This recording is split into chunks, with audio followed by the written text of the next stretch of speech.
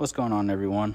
Today I'm going to try to show you guys how the dotted system works for case. The dotted system starts in 1970, and that's really when case knife collecting really blew up. So every decade they change out the main stamp, and they have these dots. So 10 dots will be 1970, 9 dots will be 1971, 8 dots will be 1972, 7 dots 1973, and so on. So here, I'll show you guys some more of these stamps, and you can see how they change from the generation.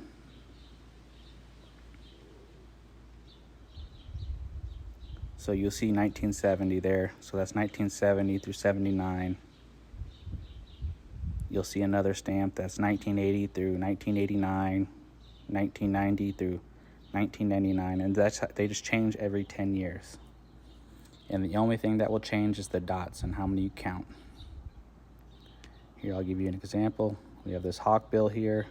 Looking at the stamp, we'll look at the chart. There we go. We see our stamp. That's 2010 through 2019. And we're just going to sit here. We're going to count the dots. There is 8 dots on this knife. So this will be a 2012. And then that's how you're going to figure out the era of the stamp for dotted knives. Now, when it gets older, it can get more complicated, because now you just really got date ranges.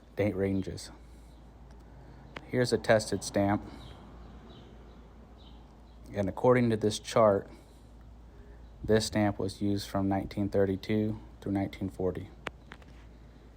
The accuracy of these charts are arguable. Some people wouldn't agree, some people do. But this is really just what's going to guide you and kind of set you on the right path. And I'll give another example.